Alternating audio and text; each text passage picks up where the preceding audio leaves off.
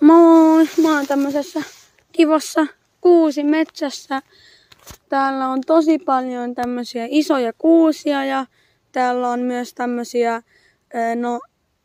sieniä, mitä joitain voi syödä ja joitain ei. Mutta nytten mennäänpäs tänne.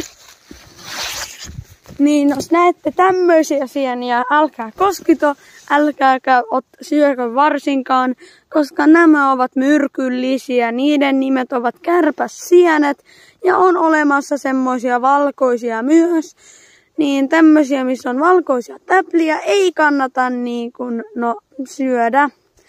Ja täällä on sitten myös paljon puita ja niin. Mutta tykkäättekö te esim. Olla ulkona metsässä ja esimerkiksi siellä?